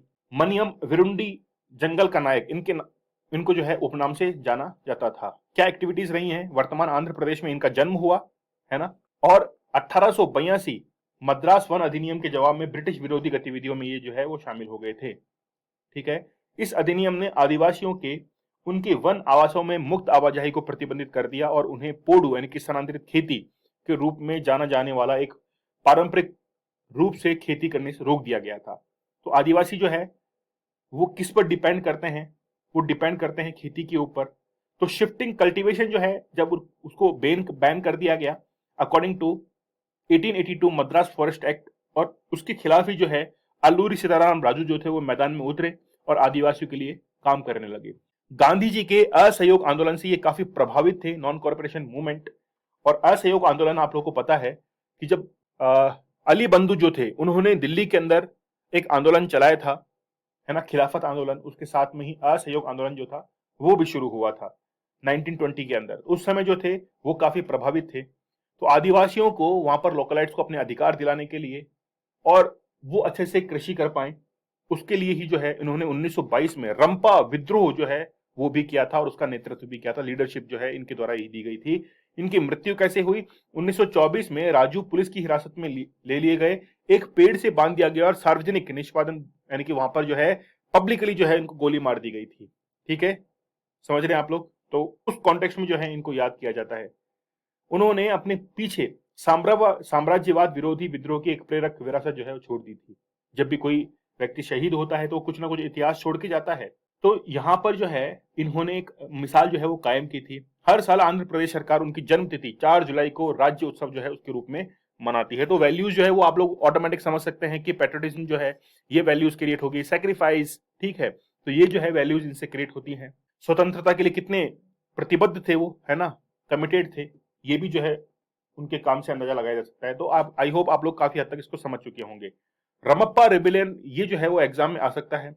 कब हुआ? 1922 से लेकर 1924 के बीच में हुआ। नेतृत्व किसने किया ये भी एग्जाम में आएगा, है ना, तो आप लोग अच्छे से याद रखिएगा। कहां पे हुआ? मद्रास प्रेसिडेंसी के अंदर हुआ। तो गोदावरी एजेंसी में अल्लूरी सीताराम राजू के नेतृत्व में आदिवासी विद्रोह था, जिसमें 28,000 जनजातियों जो है उन्होंने यहाँ पे पार्टिसिपेशन दिखाया था। उनके घरों को जो है यहाँ पर जो है एक कह सकते हैं स्तंभ जो है वो प्रोवाइड करवाया था। ठीक है, तो वनों को साफ करने के लिए मद्रास वन अधिनियम 1882 पारित किया गया था, जिसमें आदिवासी जो खेती करते थे उससे उनको क्या कर दिया गया था, रोक दिया गया था। चलिए, अब आगे जो सेशन होने वाला है ये मान के चलिए कि हम लोग पॉल्यूशन की ही बात करने वाले हैं कि सिंगल यूज प्लास्टिक जो है उससे कैसे बचाया जाए। रिसेंटली ओशन कॉन्फ्रेंस हुई है लिस्बन के अंदर यूनाइटेड नेशंस की, वहां पर ये प्लास्टिक, मरीन पॉल्यूशन, इनके बारे में जो है वो बात की गई है। जब भी आप लोग समुद्र के किनारे जाते हैं तो कई बॉटल्स जो है वो तैरती हुई आप लोग को दिखाई देती है। वो क्या है? मरीन पॉल्यूशन है। वो बॉटल हो सकता है कि उसके अंदर कोई जहरीला पदार्थ हो, वो बॉटल जो है वो किसी फिश के या फिर किसी अदर जो वहां पर रहने वाला जीव है उसके पेट में चली जाए, उसके मुंह में फंस जाए। ठीक है, और भी कई जो है वो पॉल्यूशन हो सकते हैं। ठीक है, चलिए, तो इन सब के बारे में बात जो है वो इस यूनाइटेड नेशंस के ओशन प्रोग्राम के अंदर की गई है। तो ये जो है वो दूसरी बार हुआ है। पहली बार जो है वो ऑलरेडी हो चुका है, ये दूसरी बार हुआ है। तो पहली बार कब हुआ था? 2017 में न्यूयॉर्क के अंदर हुआ, और सेकंड जो है वो अब लिस्बन के अंदर हुआ है। पुर्तगाल की कैपिटल जो है लिस्बन, वहां पर हुआ है।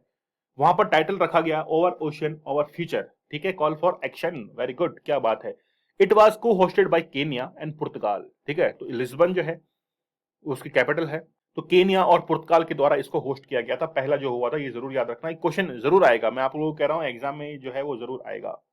ठीक है, क्या इसके अंदर डिक्लेरेशन किया गया कि 2030 तक हम लोग 30% जो है समुद्री क्षेत्रों की रक्षा करेंगे।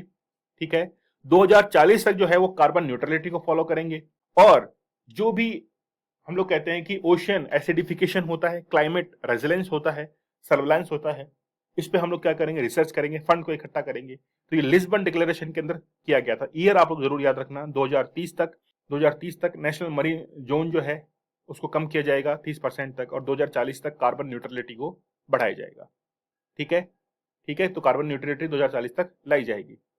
इसमें बात की गई SDG 14 की, यानी कि सस्टेनेबल डेवलपमेंट गोल, जिनको डिसाइड किया गया था COP 21 के अंदर। और COP 21 कब हुआ था? ये हुआ था आपकी पेरिस एग्रीमेंट के अंतर्गत। पेरिस एग्रीमेंट 2015 में हुआ, उसमें ही 17 गोल जो है वो निर्धारित किए गए और इसमें से 14 गोल जो है उनको क्या किया गया, यहाँ पे सपोर्ट करने के लिए बात की गई। कहा गया कि महिलाओं और लड़कियों को सशक्त बनाकर SDG 14 यानी कि पानी के नीचे जीवन के क्रियान्वयन में सहायता करना एक सतत महासागर आधारित अर्थव्यवस्था, समझ रहे हैं आप लोग, यानी कि ओशन बेस्ड जो इकोनॉमी है इसको इंप्रूव करने के लिए यहाँ पर वुमेन्स और गर्ल्स जो है इनको एम्पावर करना जरूरी है, ताकि SDG जो है उनको प्राप्त किया जा सके। बायोडाइवर्सिटी जो है, ठीक है, उनको प्रोटेक्ट किया जा सके। तो 200 नॉटिकल मील्स तक जो है वो आर्थिक क्षेत्र होता है, तो जितने भी जैव विविधता का क्षेत्र होते हैं उनको क्या किया जाए, अलग से प्रोटेक्शन जो है वो दी जाए। इंडिया की तरफ से क्या सब्सटेंस लिया गया? इंडिया ने ये कहा कि कोस्टल क्लीन सी कैंपेन जो है वो चलाया जाएगा और सिंगल यूज प्लास्टिक को हम लोग क्या करेंगे, बैन करेंगे। और इसी के चलते आप लोगों को पता है कि 1 जुलाई से जो है वो ये बैन हो चुकी है। तो मरीन पॉल्यूशन के अंदर क्या कंट्रोल करने की जरूरत है? Nutrient pollution, untreated waste water, solid waste discharge, hazardous substance, emission from the marine sector including shipping and ship works, ठीक है। UNESCO launch the state of the ocean report during the event. UNESCO के द्वारा एक report जो है उसको भी launch किया गया, state of the ocean report, ठीक है। इसकी चर्चा अभी हम लोग कर ही रहे थे। इसमें क्या क्या हुआ?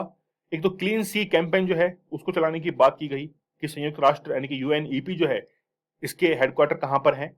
नैरोबी के अंदर है। UNEP जो है United Nation environmental programme, Nairobi के अंदर, केन्या की राजधानी है नैरोबी, इसके अंदर जो है वो आपको यहाँ पर हेडक्वार्टर्स दिखेंगे। तो वहां पर क्लीन सी कैंपेन जो है इसको लॉन्च किया गया था 2017 के अंदर और उसको जो है वो आगे बढ़ाने की बात की गई कि समुद्र के अंदर जो प्लास्टिक आता है उसको कैसे कंट्रोल किया जाए। अब इसका उद्देश्य क्या है कि सिंगल यूज प्लास्टिक जो है 5 साल के भीतर भीतर जो है इसको क्या करना है, प्रतिबंध लगाना है। और इंडिया के अंदर तो 1 जुलाई से लगाया जा चुका है। वन सी ओशन समिट, यानी कि इसी के तहत जो है वो एक समिट और की गई, इसको कहा गया वन ओशन समिट, ठीक है। तो वन ओशन समिट जो है इसके अंदर टारगेट रखा गया कि जितने भी इंटरनेशनल कम्युनिटीज हैं उनको ट्रेन करना होगा, सिखाना होगा, ताकि ये सिंगल यूज प्लास्टिक जो कि मरीन पॉल्यूशन के अंदर कन्वर्ट होते हैं ये ना हो पाए। भारत राष्ट्रीय क्षेत्राधिकार से परे जैव विविधता पर उच्च महत्वाकांक्षा गठबंधन की फ्रांसीसी पहल का समर्थन जो है वो करता है। तो फ्रांस जो है, फ्रेंच इनिशिएटिव, उसका जो है वो भारत समर्थन करता है, सपोर्ट करता है। High ambition coalition on biodiversity beyond national jurisdiction, ठीक है। तो जो बायोडाइवर्सिटी एरियाज होते हैं वो किसी भी नेशनल ज्यूरिसडिक्शन के अंदर नहीं आते, उनको प्रोटेक्ट किया जाए, ठीक है। इसके साथ में ही बीबीएनजे संधि हाई सीज जो है उनको लेकर एक संधि जो है वो की गई थी, उसके तहत जो है ये सारा प्रावधान किया गया, यूनाइटेड नेशंस के अंदर ये बातचीत जो है वो की गई थी। फिर ग्लोबल लीडर पार्टनरशिप प्रोजेक्ट, ये क्या चीज है? तो इसको जो लॉन्च किया गया था वो इंटरनेशनल मैरीटाइम ऑर्गेनाइजेशन IMO के द्वारा इसको लॉन्च किया गया और नॉर्वे जो है इसको फंड करता है ना। नॉर्वे जो है वो इसको क्या करता है, फंड करता है। किसको? इंटरनेशनल मैरीटाइम ऑर्गेनाइजेशन को। इसका उद्देश्य क्या है? इसका उद्देश्य है कि जितनी भी शिपिंग होती है और इसके साथ में फिशरीज जो होती है, इसके अंदर जहां पर भी ये होता है वहां पर प्लास्टिक जो वेस्ट है इसको रोका जाए, कम किया जाए, ठीक है। तो ये कुछ इनिशिएटिव जो है वो इसी के दौरान लिए गए थे, ये सारा उसके अंदर जो है वो काउंट होता है। आई थिंक आप लोगों को समझ में आ रहा होगा। नेक्स्ट देखते हैं, वापस से हम लोग देखते हैं कि प्लास्टिक जो सिंगल यूज प्लास्टिक आता है या फिर जो भी प्लास्टिक हम लोग यूज करते हैं उसके लिए नीति आयोग ने एक रिपोर्ट जो है वो जारी की है और अल्टरनेट जो है उसके लिए बताया है कि आप जो है प्लास्टिक की जगह क्या यूज कर सकते हैं। जैसे कल मैं जो है एक शॉप पर गया था, शॉप पर जाने के बाद वहां पर जो लेडीज काम कर रही थी उन्होंने कहा कि मेरे पास जो है पॉलिथीन नहीं है। मगर अच्छी बात है, नहीं है तो ठीक है। फिर मैं कोई जो है वो पेपर बैग होगा, तो उन्होंने कहा कि हाँ पेपर बैग जो है वो मेरे पास में है, मगर ठीक है आगे से जो है सबको यही दिया करो। तो यहाँ पर प्लास्टिक जो है इसको बैन करना पड़ेगा परमानेंटली, यानी कि इसकी सप्लाई बंद करो, प्रोडक्शन ही बंद कर दो इसका, ताकि ना रहेगा बांस और ना बजेगी बांसुरी। कॉन्टेक्स्ट क्या है? व्हाट डज रिपोर्ट से, रिपोर्ट क्या कहती है, रिकमेंडेशन क्या है, बेस्ट प्रैक्टिसेस जो है वो कौन कौन से स्टेट्स ने की है, विश्व में क्या चल रहा है, ये सारा जो है सिंगल यूज प्लास्टिक वगैरह वो सब हम लोग देखने वाले हैं, ठीक है। तो ऑलरेडी हम लोग काफी हद तक इसके बारे में समझ चुके हैं। तो नीति आयोग ने रिपोर्ट में ये कहा है कि प्लास्टिक के विकल्प या प्लास्टिक के सड़ने योग्य बनाने वाली तकनीकों पर जो है सुझाव दिया है कि इसको रिप्लेस करके नई जो चीज है टेक्नोलॉजी वो लाई जानी चाहिए जो कि पॉलिथीन को रिप्लेस कर दे और वो बायोडिग्रेडेबल हो, ये सबसे महत्वपूर्ण बात है। और इसके अंदर नागालैंड, सिक्किम, त्रिपुरा ने कहा है कि सबसे कम जो है वो यहाँ पर प्लास्टिक जो है वो यूज आती है, जबकि गोवा, दिल्ली और केरल के अंदर सबसे ज्यादा प्लास्टिक जो है वो यूज आती है। ठीक है, तो जहां पर एजुकेशन लेवल ज्यादा है वहां पर तो कम से कम यूज करना चाहिए। केरल की बात की जा रही है। तो विश्व स्तर पर 97 से 99% जो है वो क्या होता है, इसके अंदर प्लास्टिक से पॉल्यूशन होता है ना। अभी मरीन पॉल्यूशन की हम लोग बात कर ही रहे थे। अब इसमें ये रिकमेंडेशन दी गई है कि यूज बायोडिग्रेडेबल प्लास्टिक जो है उसका यूज किया जाए, डेवलप्ड इमर्जिंग टेक्नोलॉजी जो है उनका यूज किया जाए। ठीक है, इसके साथ में ही एक अलग से सेक्टर जो है उसको भी यहाँ पर जो है बनाया जाए ताकि वो उसका ध्यान रखे, रिसाइकिल किया जाए, बायोडिग्रेडेबल, बहुत सारे ऑप्शन जो है वो यहाँ पर इसके बारे में बात की गई है। लेबलिंग की जाए, उसकी कलेक्शन किया जाए, लेबलिंग एंड कलेक्शन किया जाए, ट्रांसपेरेंसी रखी जाए। ट्रांसपेरेंसी मतलब जितने भी अपशिष्ट पदार्थ हैं, पोल्यूटेड जो है, उनसे कैसे निपटा जाएगा, क्या आपकी पॉलिसीज हैं, क्या आपके पास में टेक्नोलॉजी है, वो सारा जो है वो बताया जाए। ठीक है, ग्रीन वॉशिंग से बचें। ग्रीन वॉशिंग मतलब होता है ना, कई बार हम लोग बॉटल जो है, जैसे हम लोगों ने पानी की बोतल खरीदी, उसको खरीद के वापस जो है फिर से काम में ले लेते हैं, जबकि उसमें लिखा हुआ है कि उसको क्रश करके जो है वो आप कूड़े में फेंक दे, डस्टबिन के अंदर क्रश करके फेंके। ठीक है, समझ रहे हैं आप लोग। तो ग्रीन वॉशिंग कंपनी के उत्पाद पर्यावरण की दृष्टि से बेहतर कैसे हैं, इस बारे में जो है भ्रामक जानकारी देने की प्रक्रिया है। मतलब जो गलत, मिसलीडिंग जो होती है उससे कैसे बचा जाए, और एनवायरमेंटल फ्रेंडली जो प्रोडक्ट्स हैं उनको कैसे अपनाया जाए। इंडिया में स्टेट्स हैं, जैसे अरुणाचल प्रदेश है, तो अरुणाचल प्रदेश में एक जिले के अंदर क्या किया गया, एक प्लास्टिक बैंक जो है वो निर्मित किया गया, और जो भी प्लास्टिक होता है वहां पर आप जमा कर सकते हैं। जैसे आप लोग वैष्णो देवी के जाएंगे तो वहां पर मशीन्स लगी हुई हैं। वैसे मैं आप लोगों को बता दूं कि उन मशीन्स का यूज करते ही नहीं है लोग, डस्टबिन में फेंकते हैं। मशीन में क्या है कि मशीन के अंदर ऊपर एक जो है ब्लॉक दिया हुआ है, उस मशीन के अंदर आप बॉटल जो है वो फेंक सकते हैं, नीचे जमा हो जाती है। वहां पर लिखा हुआ है कि आप पर्यावरण के अंदर योगदान दें, जितना भी प्लास्टिक है, बॉटल्स वगैरह जो आप लोग खरीदते हैं उसके अंदर फेंके। ठीक है, ताकि उनको रिसाइकिल किया जाए। ठीक है, बात की गई दिल्ली की, तो दिल्ली ने जो है वो यहाँ पर लगभग 8.5 लाख का जुर्माना जो है वो लगाया है अगर आप लोग उन रूल्स का वायलेशन करते हो। तमिलनाडु के बारे में कहा गया कि Tamil Nadu collection efficiency of plastic waste 92%। तो यहाँ पर कलेक्शन जो है वो 92% के पास साथ में हो जाता है, बहुत बड़ी बात है। अरुणाचल प्रदेश, दिल्ली और तमिलनाडु के यहाँ पर। सिक्किम देखिए, इंडिया का फर्स्ट जो है वो जैविक राज्य है। ठीक है, ऑर्गेनिक स्टेट है। तो वहां पर जो है वो क्या किया गया है, सड़क निर्माण के अंदर प्लास्टिक के कचरे का उपयोग किया गया है। प्लास्टिक का कचरा नीचे बिछाया गया है मेल्ट करके, और उसके ऊपर जो है वो डामर जो होती है, कोल, वो बिछाई गई है। उत्तराखंड के अंदर जितने भी ऊर्जा संयंत्र हैं वहां पर प्लास्टिक के कचरे, वैसे प्लास्टिक के कचरे को अगर जलाएंगे तो वो भी पॉल्यूशन करेगा, लेकिन फिर भी काफी हद तक जो है उनको एक ट्रीट करके फिर जलाया जाता है। बायोडिग्रेडेबल कटलरी जो है, जैसे आप लोग, डीआरडीओ ने रिसेंटली इसको इजाद भी किया था, खाने के जो काम में आते हैं कटलरीज, वो ऐसी बनाई जाए जो कि बायोडिग्रेडेबल हो। पहले आप लोग देख लीजिए कि जितने भी रेलवे के अंदर टॉयलेट्स काम में आते थे, अब जो है उनको बायो टॉयलेट से रिप्लेस कर दिया है। विश्व में यदि हम लोग बात करें, स्टेट्स की बात की, इंडिया की बात की, विश्व की बात कर लेते हैं। तो एडिबल सीवीड कप्स जो है उनका जो है वो इंडोनेशिया के यहाँ पर एग्जाम्पल जो है वो दिया गया है। ठीक है, तो और भी जो है, अमेरिका है, इनके बारे में बताया गया है कि वायु और जल प्रदूषण से जो है वो कैसे बचा जाता है, बायोमास के अंदर उनको कैसे कन्वर्ट किया जाता है। ये सारे एग्जाम्पल जो है उस रिपोर्ट के अंदर भी दिए गए हैं। ठीक है, फिर वुड बेस्ड पेपर पैकिंग जो होती है उसको जो है यूज लिया जाए, ताकि कागज से बनने वाली जो है वो वस्तुएं, जैसे स्कॉटलैंड के अंदर 2020 के अंदर एक कागज से बनने वाली कंपनी ने प्लास्टिक पैकेजिंग के लिए लकड़ी का जो है वो उपयोग किया। बायो ट्रांसफॉर्मेशन प्रक्रिया, यूके के फिर एग्जांपल दिया गया कि यूके की कंपनी ने एक एडिटिव विकसित किया है, जैसे पॉलीऑफिन्स के मास्टर बैच यानी पीई और पीपी में जोड़ने पर गिरावट जो है वो शुरू हुई। ठीक है, आप लोग समझ रहे हैं इस चीज को, यानी कि इजी है, ज्यादा टफ नहीं है। बायोडिग्रेडेबल जो है इसके अंदर यूज किए जाए, type of environmental friendly plastic जो है वो यूज किए जाए, तो सीधा बायोडिग्रेडेबल जो प्लास्टिक है ना, उनको यूज किया जाए। तो सेंट्रल पॉल्यूशन कंट्रोल बोर्ड जो है उनके द्वारा सर्टिफाई जो प्लास्टिक है कि ये बायोडिग्रेडेबल है कि नहीं है, उनका ही जो है वो यूज किया जाए। ये सारा जो है इसमें बताया गया है। ठीक है, चलिए, तो ये ऑलरेडी मैंने आप लोगों को अच्छे से समझा दिया है, आप लोगों को काफी अच्छे समझ में आ चुका होगा। ऑक्सो डिग्रेडेबल, ये समझिए कि plastic are conventional plastic such as P, है ना। तो जो पी यूज होती है, पी मतलब जो पॉलीविनाइल से यूज जो प्लास्टिक बनती है उसकी बात की जा रही है। जिसमें छोटे टुकड़ों में टूटने में मदद करने के लिए एक योजक जो है वो शामिल होता है, और माइक्रोप्लास्टिक रिसाव जो है वो हो सकता है। मतलब एक योजक, मतलब हम लोग कहते हैं कि उसके अंदर कोई भी ऐसा कंटेंट जो है वो मिक्स किया जाए जिससे प्लास्टिक जो है वो वापस से अच्छे से बायोडिग्रेडेबल हो सके। इसके साथ में ही हम लोग बात करते हैं सिंगल यूज प्लास्टिक की, जैसे कटलरी जो हम लोग चम्मच वगैरह खाने में काम में लेते हैं, ठीक है। एक प्लास्टिक का कप है वो वापस से रीयूज नहीं आएगा, बॉटल जो है वो रीयूज नहीं आएंगे, तो इस तरीके से। लेकिन एक ऐसी बॉटल बायोडिग्रेडेबल प्लास्टिक जो है वो यूज की जाए, जैसे बॉटल है उसको वापस से खत्म कर दिया जाए पूरा का पूरा, ताकि एनवायरमेंटल हजार्ड जो है वो निर्मित नहीं हो सके। अब सिंगल यूज प्लास्टिक जो है वो तो भारत के अंदर 1 जुलाई से बैन हो चुकी है, कि वो 21 आइटम जो है वो इस डेफिनेशन के अंतर्गत आते हैं, जिसमें कैंडी स्टिक्स आप लोग देखते होंगे, बच्चे जो है कैंडी स्टिक्स खाते हैं। जो फ्लैग्स यूज में आते हैं उसमें जो है प्लास्टिक का यूज होता है। वैसे तो फ्लैग के लिए भी बता दिया गया था कि आप उसमें प्लास्टिक जो है वो यूज कर सकते हैं, ऐसा भी जो है वो नोटिफिकेशन आया था, लेकिन वापस से ले लिया गया उसको। आइसक्रीम्स की स्टिक्स होती हैं, है ना, छोटे छोटे सामान हैं जो कि एनवायरमेंट के लिए काफी हजार्डियस होते हैं, ठीक है। अब यहाँ पर जो पर्यावरण मंत्रालय है, एनवायरमेंटल मिनिस्ट्री है, उसके लिए plastic waste management amendment rules जो है 2021 वो रिसेंटली लिस्ट किए गए थे, जिसमें प्लास्टिक पैकेजिंग जो है उसको बैन जो है वो किया जाना चाहिए। इसके साथ में कवरिंग करने के लिए प्रोडक्ट को वो भी सिंगल यूज प्लास्टिक जो है वो यूज लिया जाता है, इसको जो है वो कम से कम किया जाए। ऐसे बहुत सारी रिकमेंडेशन जो है वो सिंगल यूज प्लास्टिक के लिए एनवायरमेंटल मिनिस्ट्री के द्वारा दी गई थी इस रूल्स के अंतर्गत, ठीक है।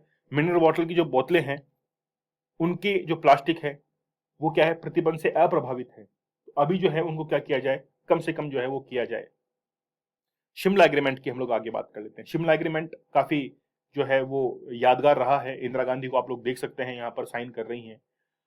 यहाँ पर देखिए कि बहुत ही महत्वपूर्ण बात क्या है, शिमला एग्रीमेंट जब हुआ था, हम लोगों ने बांग्लादेश को आजादी दिलाई थी, उसके बाद में शिमला एग्रीमेंट हुआ।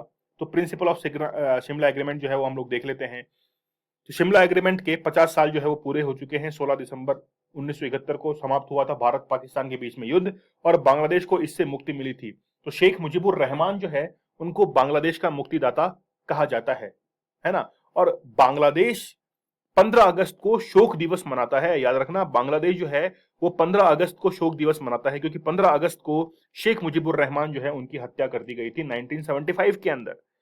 इसलिए जिस दिन हम लोग अपना स्वतंत्रता दिवस मनाते हैं उस दिन बांग्लादेश शोक दिवस के रूप में मनाता है। It's a very important factual information, ठीक है। तो 50 साल कंप्लीट हुए, इसीलिए जो है हम लोग शिमला एग्रीमेंट को पढ़ रहे हैं। तो यूएन चार्टर्स के अकॉर्डिंग जो है ये पूरा का पूरा एग्रीमेंट हुआ। इसमें कहा गया कि दोनों देश जो हैं वो क्या करेंगे, जम्मू एंड कश्मीर के जो एलओसी है वहां पर अपनी अपनी सीमाओं के अंदर रहेंगे। फिर ये भी कहा गया कि जो एक दूसरे की सीमाएं हैं उनका क्या करेंगे, सम्मान करेंगे। लेकिन ये सब सब बेकार हो गई है ना। आप लोग देखते हैं कि कितने कॉन्फ्लिक्ट चलते हैं, ठीक है। जितने भी संबंध है भारत पाकिस्तान के बीच में उनको ध्यान में रखा जाएगा।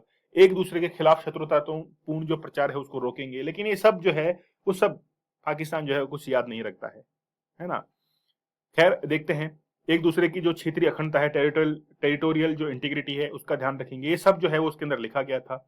शांतिपूर्वक जो है एक दूसरे की संप्रभुता यानी कि सॉवरेनिटी जो है उसको हम लोग पालन करेंगे, सम्मान करेंगे। ये सारे जो है आप लोग इनमें देखते हैं कि पंचशील जो सिद्धांत है वो भी जो है यानी कि पंचशील सिद्धांतों से प्रभावित सारे के सारे ये रखे गए हैं, ठीक है। चलिए आगे हम लोग बात कर लेते हैं कि पैनल ने ये सजेस्ट किया है कि जो हाउसेस की जो कमिटीज होती हैं उनका टेन्योर जो है वो बढ़ाया जाए। अभी आप लोगों को पता है कि केवल 1 साल का टेन्योर होता है। कोई भी कमिटी हो, परमानेंट कमिटी है, फाइनेंशियल कमिटी है, 4 फाइनेंशियल कमिटीज होती हैं, ठीक है। 4 फाइनेंशियल कमिटीज कौन कौन सी हो, पीएससी होती है, पब्लिक अकाउंट कमेटी होती है। दूसरी एस्टिमेट कमेटी ए होती है, एस्टिमेट कमेटी बी होती है, ठीक है। एक गवर्नमेंटल पैनल होता है। इनका जो टेन्योर है वो 1 साल का होता है, लेकिन रिसेंटली रिकमेंडेशन ये दी गई है कि जो है इनका कार्यकाल बढ़ाया जाए। तो राज्यसभा की कार्रवाई के दौरान ये बताया गया कि पीपी के रामारचलू जो कि अभी क्या है वर्तमान में, यानी कि पहले तो जनरल सेक्रेटरी रह चुके थे, एडवाइजरी हैं, तो इन्होंने क्या कहा कि जितनी भी कमेटी है उनको बढ़ाया जाए। 1 साल का उनका कार्यकाल रहता है, तो थोड़ा सा इंप्रूवमेंट जो है उनके अंदर किया जाए। काफी समय से यही चला आ रहा है। तो राज्यसभा सचिवालय के कामकाज और अन्य प्रक्रियात्मक मुद्दों का अध्ययन किया और 130 सिफारिश जो है इन्होंने की। राज्यसभा सेक्रेटेरिएट पहला व्यापक अध्ययन है, तो इसके द्वारा पहली बार जो है वो व्यापक अध्ययन किया गया कमिटीज के ऊपर। 1952 में 200 जो अधिकारी थे और कर्मचारी के साथ में शुरू हुए राज्यसभा सचिवालय में वर्तमान में 1700 कर्मचारी जो है वो काम में कर रहे हैं। उनके द्वारा ही रिकमेंडेशन जो है वो दी गई है कि 1 वर्ष का जो कार्यकाल है उसे बढ़ाकर कितना किया जाना चाहिए, 2 वर्ष जो है वो किया जाना चाहिए। इसके साथ में ही वर्तमान 2 यात्राओं से बढ़ाकर 1 वर्ष में अधिकतम 10 दिन के लिए 3 यात्राओं और 15 दिन के लिए किया जाना चाहिए। 3 यात्राएं जो है वो 1 वर्ष के अंदर जो है वो दी जानी चाहिए, यानी 2 से बढ़ाकर 3 यात्रा। ठीक है, चलिए 10 दिन की 3 यात्रा, 15 दिन की 1 यात्रा, इस तरीके से सजेशन। और क्या दिया है कि समिति का जो गठन है उसके अंदर थोड़ा इंप्रूवमेंट लेके आए इलेक्शंस के अंदर। अभी क्या होता है, सिंगल ट्रांसफरेबल वोटिंग मेथड के आधार पर ये सारा इलेक्शंस होता है, उसमें जो है इंप्रूवमेंट लाने की यहाँ पर बात की गई है। ठीक है, और क्या कहा गया है कि सचिवालय के काम को सुव्यवस्थित करना, अध्ययन के सचिवालय के काम को सुव्यवस्थित करने का सुझाव जो है वो दिया गया है। बेसिकली यहाँ पर 75% मुद्दों का निपटान जो है उसके अंदर शामिल है। सीधी सीधी बात है कि समिति जो है, कमेटी, वो ज्यादा लंबे समय तक काम करेगी तो ज्यादा अच्छे से और भी जो है वर्क आउटपुट दे पाएगी। ठीक है, आप लोगों को सेशन कैसा लगा मुझे जरूर बताइएगा। आप लोग मुझे इंस्टा पर फॉलो कर सकते हैं, दीपक इंदौरा 021। यहाँ पर कोई भी आपकी क्वेरी है, मैसेज है, वो मुझे आप लोग कर सकते हैं। इसके साथ में ही दीपक इंदौरा ऑफिशियल टेलीग्राम चैनल पर लेक्चर की नोटिफिकेशन आप लोगों को मिल जाएगा। तो फर्स्ट वीक को हम लोगों ने कवर कर लिया है, जुलाई का 1 से लेकर 7 जुलाई तक हम लोगों ने कवर किया। इसके बाद में 8 जुलाई से लेकर 15 जुलाई का एक सेशन आप लोग को और मिलने वाला है जल्दी, तो आप लोग उसके लिए जरूर इंतजार कीजिएगा, अगला सेशन आप लोग को मिलेगा। तो study glows, knowledge is power, ये हमारी टैगलाइन है। तो सेशन को आप लोग लाइक, शेयर और सब्सक्राइब करना मत भूलना। स्टडी ग्लोस को आप लोग सब्सक्राइब जरूर कीजिएगा। चलिए मिलते हैं हम लोग नेक्स्ट सेशन में, तब तक के लिए धन्यवाद, थैंक यू।